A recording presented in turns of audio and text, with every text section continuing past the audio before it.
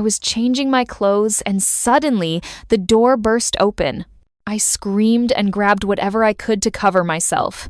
There he was, my uncle, with that same expression he wore like a mask, the one that never learned shame. And this wasn't the first time he'd done something like this. But before we go in, hit like and subscribe because it's never too late to learn empathy for such lives like this. Now, let's begin. Everything in me wanted to turn to stone, so he couldn't take anything else. But I didn't. I breathed. I memorized his face, the angle of his feet, the splintered frame he'd forced through. I memorized it because I knew I'd need to tell this story again to people who would tilt their heads and ask for proof, like it could weigh more than my fear. He shifted forward, just a half step, a reflex more than a choice. I thought of the little girl who used to live in my body. I promised her right then that I wouldn't fail her again. But this didn't start with that door. It began years earlier, with a house that taught me to whisper. When I was 8, my mother and I moved back after my father died. She said it was temporary, that grief only needed a season. But seasons stick when you're broke and the repairs keep coming. The house smelled like damp wood and leftover conversations. My Uncle Vu became the weather there, always arriving, always lingering, always helping. He fixed the faucet. He changed light bulbs that didn't need changing. He brought fruit and jokes and called my mother little sister like affection could be armor. Everyone said we were lucky to have him. No one counted the cost. He had the spare keys. He had the last word. He had a way of telling a story that made whatever you felt sound silly by the end of it.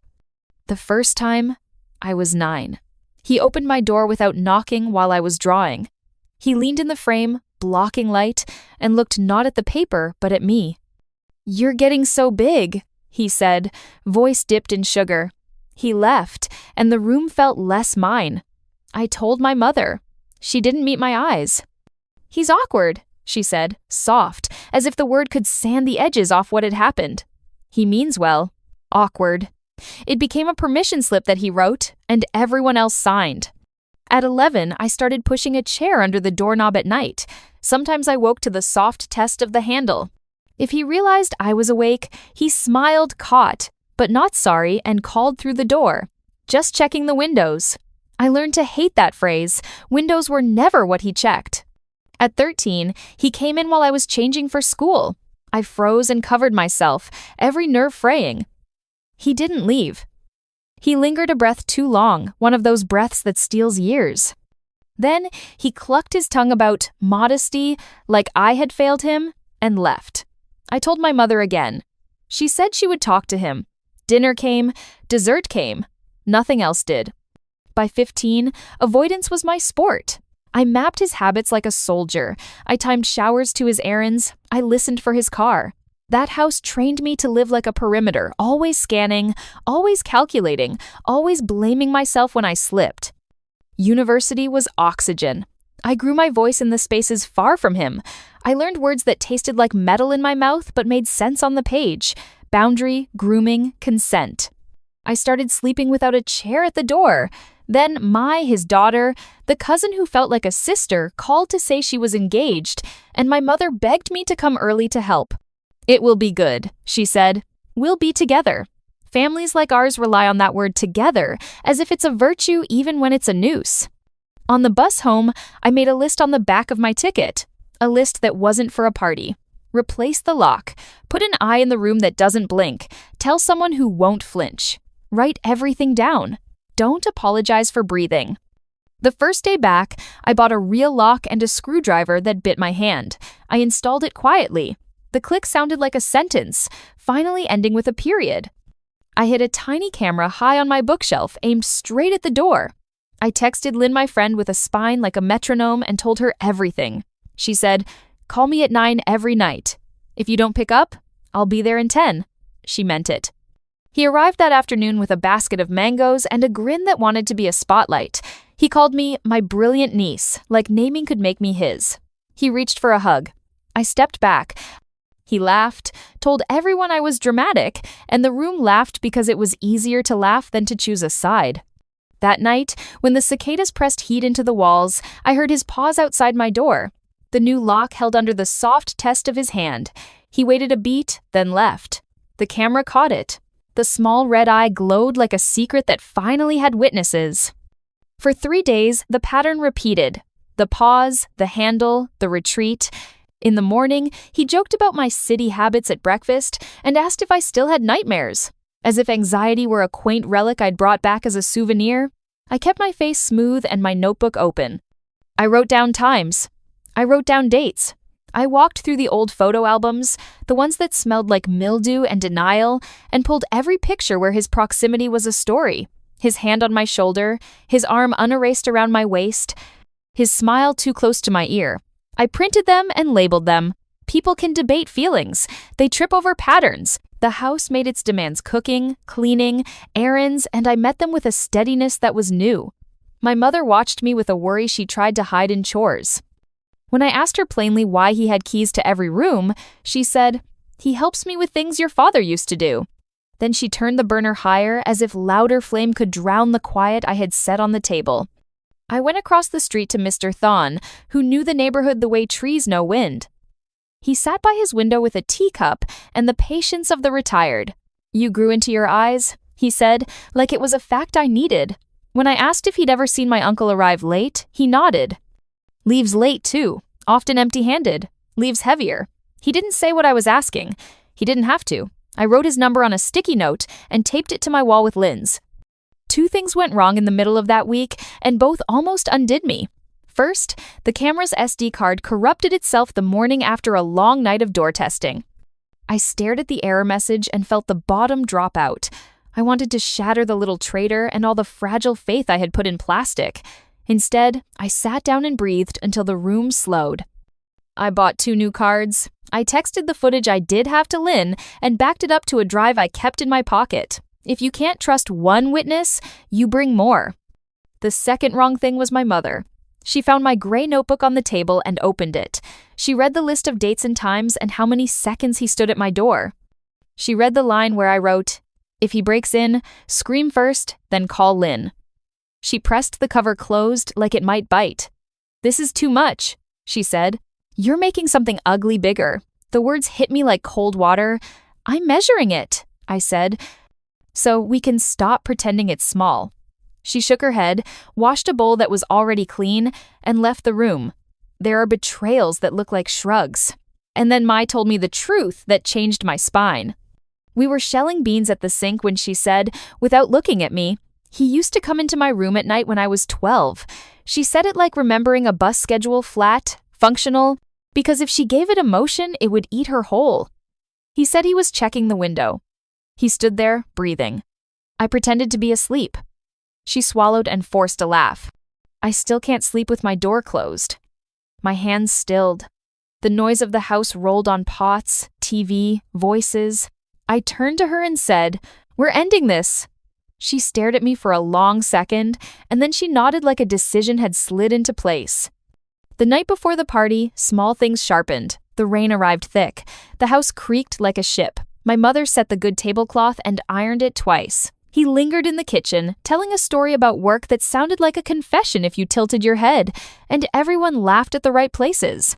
I changed for bed, jeans, long shirt, sweater, all armor, and that's when the handle turned hard. The lock groaned. The wood objected. Then the frame split with a sound I felt in my teeth. He stepped over the wreckage and into my space with counterfeit surprise painted on. "I heard a noise," he said, like concern were a magic spell. "I did," I said. "You?" He took a step. I screamed. It wasn't a controlled sound. It was the sound of a girl aging 20 years in a breath. I hit the button. Lynn answered mid-ring. "I need you." "On my way." He looked up, saw the camera, and something like calculation flickered across his face. He backed out with the arrogance of a man who thinks exits are just previews for returns. I didn't sleep. I sat on the floor with my back to the rebuilt door and memorized the shape of the decision I had made. No more corridors, no more forgiveness without repair, no more letting the word family hold the leash. Morning pulled over the roof like clean linen, as if weather could absolve architecture. Family spilled in uncles with jokes, aunts with trays, cousins with cameras. He arrived ironed and gleaming, shaking hands like he owned the air. He brushed past me, and I smelled that same cologne from when I was 9. I thought, not anymore? I waited until the house was full. I let the noise build, because silence would be better when it landed. I stood by the TV with the remote in my palm, and the notebook laid open beside me like an indictment. Before we celebrate, I said, I want to talk about safety, and about what we call love when we mean loyalty to the wrong person. He smiled that politician's smile, the one that says, I control the ending. Our scholar wants to make a speech. He joked. A few people chuckled, relieved to be told how to feel. I spoke facts. I didn't dramatize. I listed dates and doors and the exact number of seconds he stood outside my room at 2:13 a.m. on a Tuesday. I said the words broke the door and entered while I was changing. I said his name like a bell, clear and hard. He went straight to the script, palms up. You've misunderstood. Old houses make noises. I was worried. I pressed play. The TV flashed him, outside my room, handle testing. Again. The night the door gave. He stepped through on screen, the lie evaporating in pixels. The party sounds died like a song that forgot its lyrics. Somewhere, a fork hit a plate and didn't get picked up.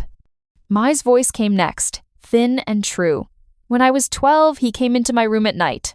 He said he was checking the window. I pretended to be asleep. Her fiancé took her hand. You could feel the room rearranging itself around her words. My mother, who had loved peace like a religion, finally looked at me the way I'd wanted my entire life. I never asked you to watch over her, she told him, each word a hinge. I never asked you to watch anyone. She was shaking, but she stayed standing. He tried fury, he tried shame, he tried the trick where you make the problem about manners. You filmed me in my family's home, he said, performing indignation, inviting us to debate door etiquette while the house smoldered. No one took the bait. Lynn stepped forward. She put the printed photos down on the table, one by one. Birthdays, holidays, hands where they never belonged. She said nothing because the pictures were loud enough. No one touched the fruit basket. I said, I've filed for a restraining order. You could hear the words land. He sneered just a twitch, but it gave him away. I forgive you, he said, like a priest in the wrong church. I felt the strangest calm. We didn't ask for forgiveness, I said. We're done asking you for anything. He left in a storm of mutters about dignity and lies. His wife didn't follow. She sat down slowly, like her bones had changed. The party didn't recover. It turned into a tribunal without titles. Aunts confessed they'd seen small things but didn't know what to call them. Uncles stared at their shoes. One relative accused me of ruining the day, and my mother shocked us both by saying, the day was ruined years ago. The official part was slower, uglier, necessary. Statements, forms, a courtroom with carpet that made everything feel muffled. Our lawyer liked verbs, show, prove, enter, object, and I found comfort in their muscular honesty. He played the footage. He handed the judge my notebook. He asked me to speak, and I did without trembling now, not because I was brave, but because the truth had been asked to repeat itself enough times that it finally untangled from my throat. The order came. Not a victory parade, no one hands you confetti for surviving, but a boundary that could be enforced. He tried to test it the way he tested the lock, a text that said I was tearing the family apart, a letter that said when I was ready to apologize, his door was open, hooks thrown over a new wall. They clanged and fell. The officer explained the consequences. He went loud, then quiet, then distant in a way that felt like the first honest thing he'd done in years. There were hardships after, the kind that don't make headlines, but break your back if you carry them alone. A cousin stopped answering my messages because her mother chose denial. A family friend told me privately she believed me and publicly said nothing. My mother cried in the laundry room every night for a week, trying not to let me hear. We learned how to live with the fact that some people would never forgive us for telling the truth because it made them look in the mirror. We also built new things. Mai planned a wedding where she walked herself down the aisle, not because she had to, but because she wanted to claim the ground her feet touched. My mother called a therapist and said, out loud, I have been complicit, and the ceiling didn't fall. Lynn made me leave the house every afternoon to walk. to teach my body that doors could open to air that didn't taste like permission. Not everything was clean. One evening, I came home to find the camera tilted, the adhesive loosened by humidity.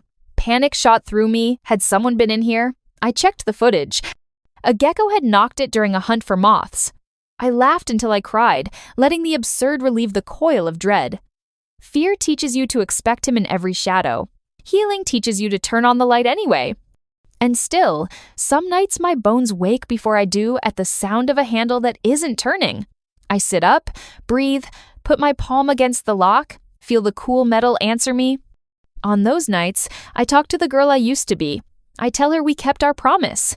I tell her we measured what everyone else called small and proved it was a storm. I tell her that shame belongs to the one who breaks doors, not the one who fixes them. People ask what I did when my uncle burst into my room, expecting a single, sharp act. If they want the short version, it's this: I ended it. But endings are work. Endings are 100 small decisions that add up to a door that doesn't open for the wrong person again. I replaced the lock. I made an eye that didn't blink. I wrote it all down. I told a friend who ran when I called. I asked my cousin a question and then believed her. I put the truth on a TV and didn't look away while it played.